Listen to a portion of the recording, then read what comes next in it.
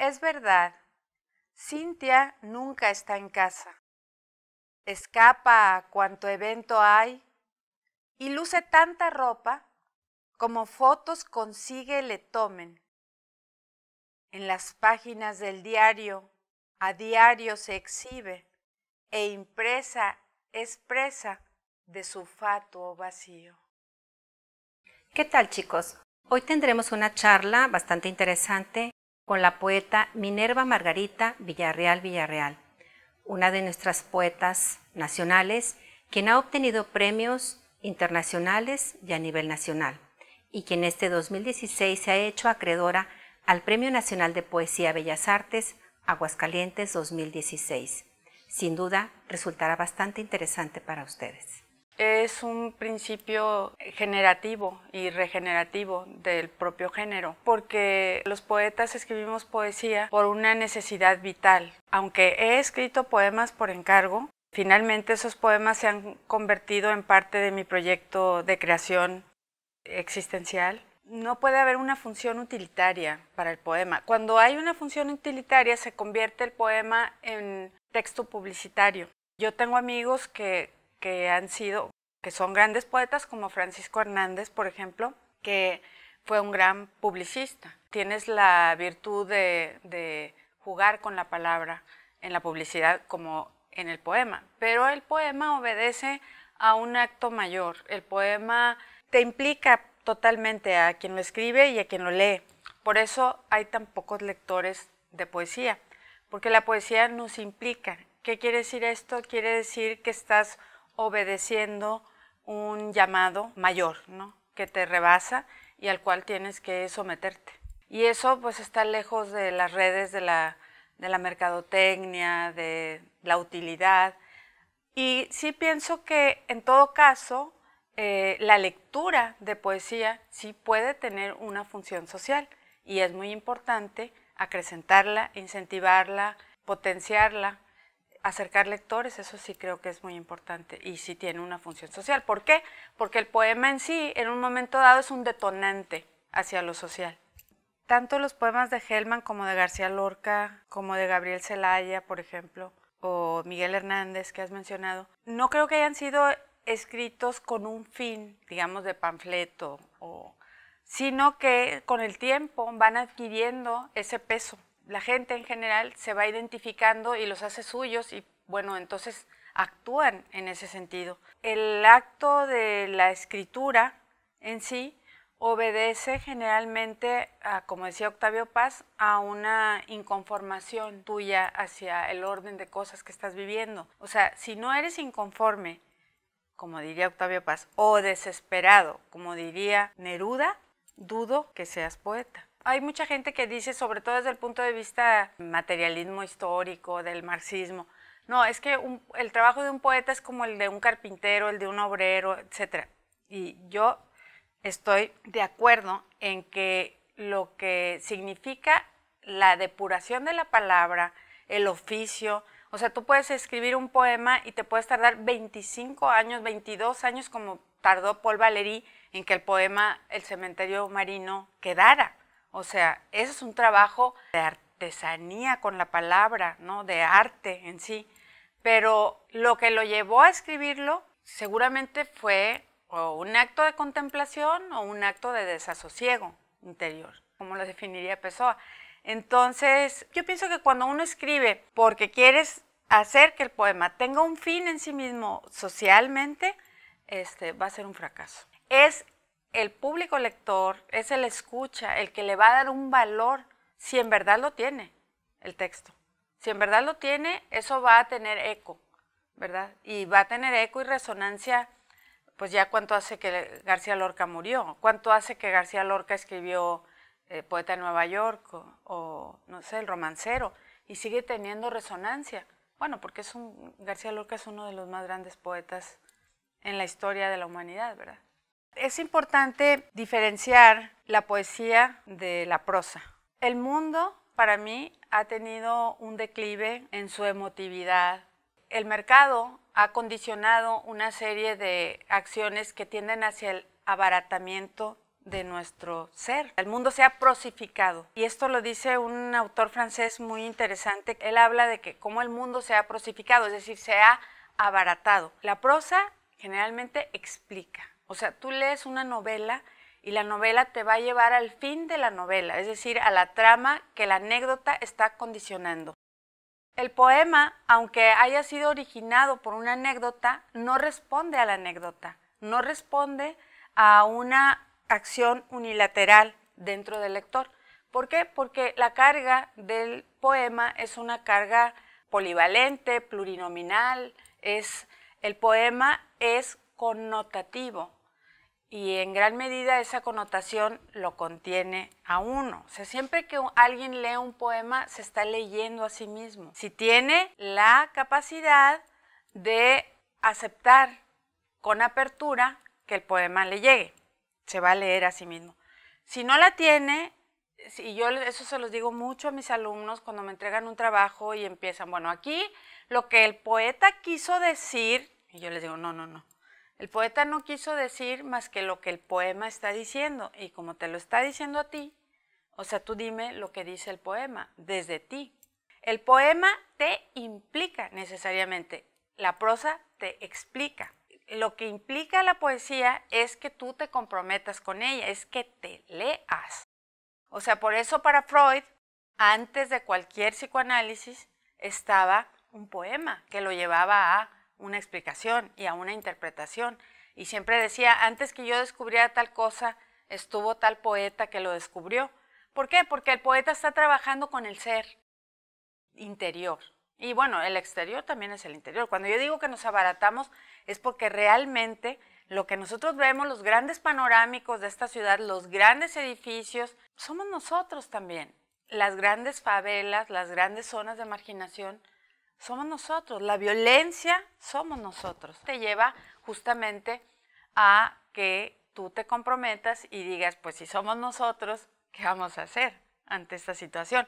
Pero si te fijas, no fue una función del poema, fue una función social de la lectura. La palabra en el poema es la palabra mayor, o sea, es la palabra bíblica. Aunque estés trabajando desde un ámbito profano, como sería la poesía clásica latina o griega, hay tanta justicia y tanta justeza verbal que es el verbo el que te está explorando, el verbo en términos de la divinidad, ¿verdad? De cómo se creó el mundo. Ese es el verbo de la poesía. Por eso es polivalente, tiene una implicación. Tú lees un poema un día y pasan un año, vuelves a leer el poema y tú dices, híjole, yo esto no lo había visto cuando lo leí, ahora me está diciendo otra cosa. O eso que dice lo que está aquí es, lo que dice el poema, es lo que yo había sentido, pero no tenía palabras para decirlo.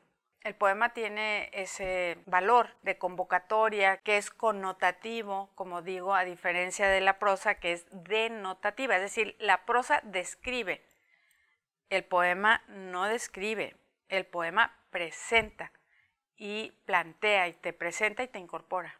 Sí entiendo el dolor tan inmenso que es esa situación, pero también en San Fernando, Tamaulipas, tuvimos un dolor semejante. También Ayotzinapa es un dolor que no terminamos de llorar. Entonces, el mundo permanentemente está siendo violentado y violado. En este momento, por ejemplo, en que las transnacionales se han ubicado también en el mundo globalizado, los muchachos tienen poco futuro en términos de seguridad social. En ese sentido, entiendo por qué lo dice Adorno, pero yo sigo escribiendo poemas después de esa tragedia y de tragedias más recientes que nos atañen y nos tocan y nos han herido profundamente en nuestro México. Desde su trono, Herodes pide superar el duelo. Viste Gucci, posa con Herodías, su bella mujer, y los hijos que ha engendrado cada uno por su cuenta.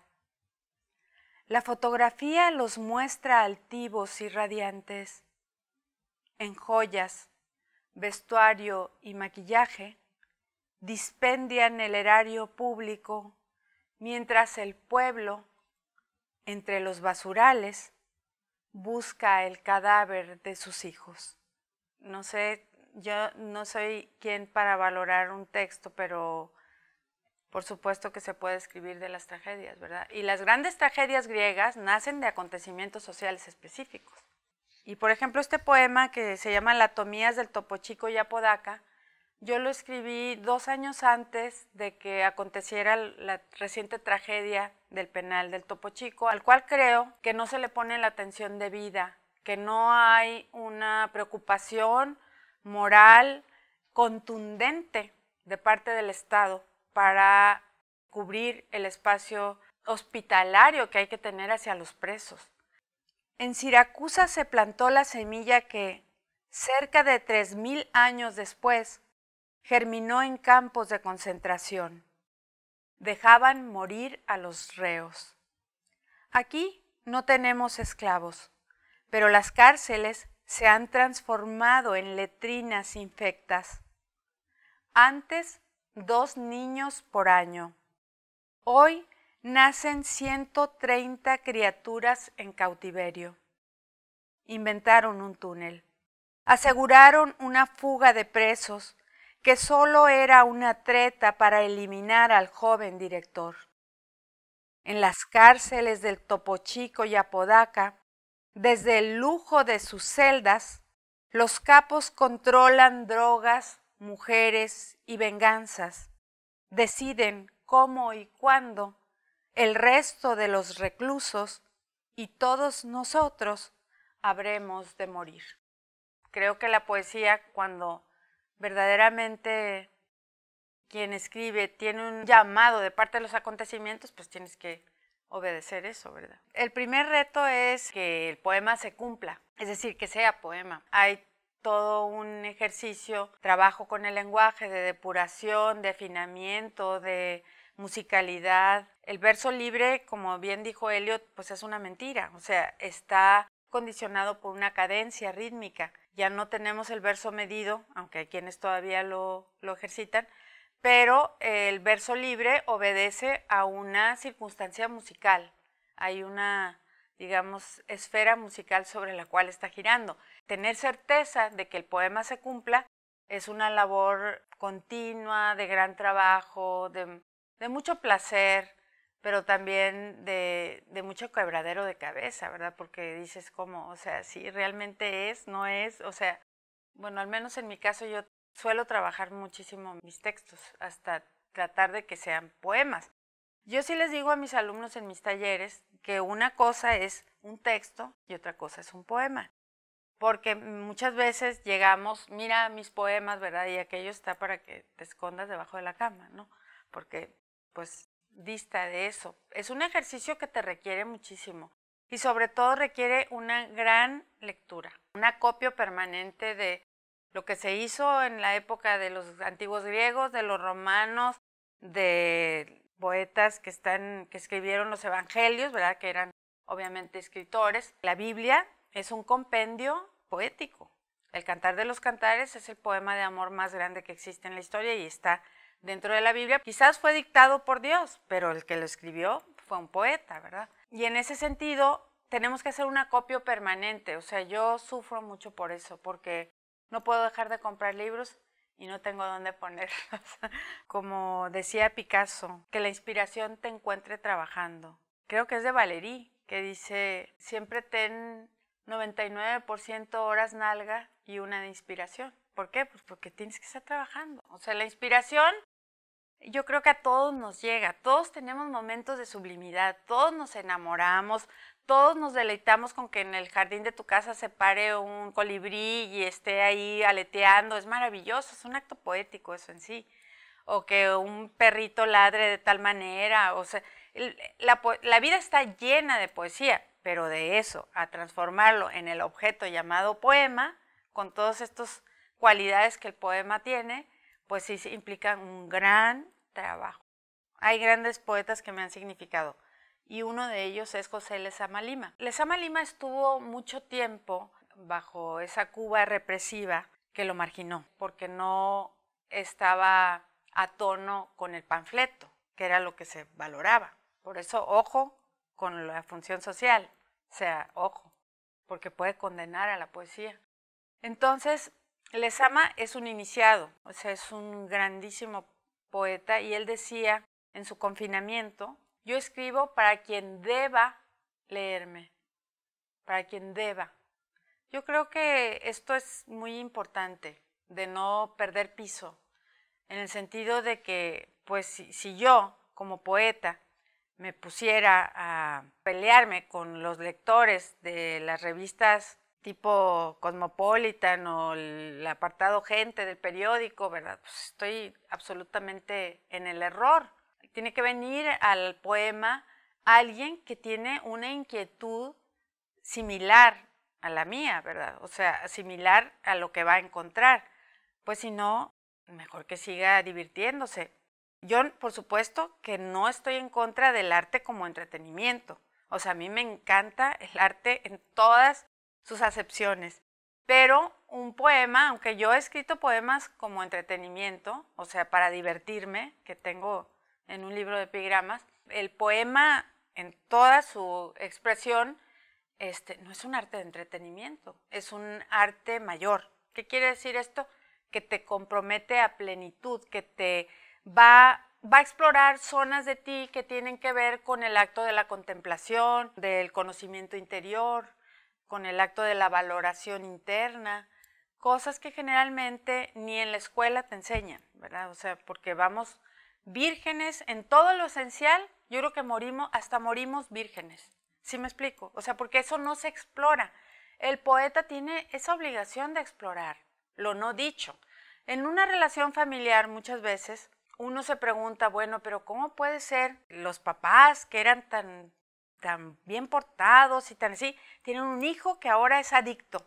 Si tú le escarbas a los papás, vas a encontrar a lo mejor otras adicciones, ¿no? Como por ejemplo el consumo. Una mujer que no vive más que para consumir, eso es un tipo de adicción tremenda.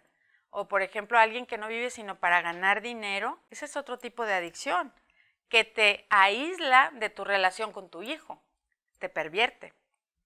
Entonces, ¿por qué el muchacho no va a salir adicto? ¿Sí me explico? Si ahí están las raíces, pero no las vemos, porque ¿qué es lo que se nos presenta? La fotografía de la familia feliz. Entonces, a la familia feliz hay que buscarle la oscuridad, el lado oscuro, que es el que hace que detonen una serie de problemáticas tremendas, ¿no? Pero el condicionamiento social es la felicidad en términos estos de la apariencia. El poeta debe de escarbar eso. Es decir, si es un verdadero poeta, tiene que explorar lo que no se dice, lo que no se ve, para que se vea. Yo no creo en el poema como un acto de denuncia, aunque finalmente lleve a eso un poema, sino para comprender y para que se revele. O sea, ¿cuál es el fin de la poesía? El fin de la poesía es la revelación. Un poema te implica y revela. No necesariamente una obra narrativa te va a revelar. Claro que cuando estás hablando de Tolstoy, estás hablando de Chekhov, de los grandes, ¿verdad? Pues sí, te revelan, porque son poetas también. García Márquez te revela. En cambio, el poema te implica y te va a revelar. Y te va a revelar lo que tú eres también. Que, bueno, muchas veces estamos muy distantes en nuestro ser interior de lo que creemos que somos. Ese es el arte del engaño de esta sociedad. O sea, hacerte creer que eres lo que no eres. Yo creo que el fin definitivamente no es la denuncia, porque si fuera la denuncia, uno escribiría panfletos. ¿Cuál es la diferencia entre un panfleto y un poema? Que el panfleto perece. En una manifestación te vas a encontrar miles de papelitos que son panfletos, ¿verdad? Que están denunciando algo y no hay más allá. El poema tiene que contener en sí un espíritu vivo de trascendencia, que vaya más allá del orden del tiempo y del orden del espacio, que te pueda llegar a ti, aunque cuando el poema se escribió hace 2 años, hace un siglo o hace muchos siglos, como es el caso de la poesía de Catulo o de Safo, ¿verdad? Entonces, si la trascendencia no tocó el texto, pues no hay poema. Entonces, yo creo que sí debemos dispersar estas semillas entre los estudiantes, porque les va a enriquecer mucho su mundo interior, porque si no van movidos por un viento que es el viento de la mercadotecnia, de las marcas, del vacío. Como decía Teresa de Jesús, a mí me encanta ella, la adoro, decía, es que yo, esto que vivo, esto que es el mundo, es muy bello, pero este sol no tiene nada que ver con el sol que yo veo cuando estoy en éxtasis, porque ese sol es mucho más potente, es mucho más luminoso, ese sol me penetra absolutamente, o sea, me irradia. Decía, esto que somos, esto que está alrededor mío, es basura. Creo que esa inconformidad de quien escribe con su mundo, esa distancia que establece a través de la palabra para valorar y poder hacer una, ¿cómo decirte?, una observación que en un momento dado es bastante cáustica o crítica, pues es lo que hace al poema, ¿no? O sea, es lo que hace el ejercicio de la escritura y es con lo que en un momento dado un lector se va a compenetrar, ¿no? Mientras me como esta manzana, Dios viene a bendecirme, parpadeante de sol, desciende al vuelo de la paloma con su piel, su pelo alborotado, y un joven que conduce a la puerta del programa de los 12 pasos. El muchacho es adicto. De cada 10, uno no recae. La impotencia de sus labios por mi sangre fluye.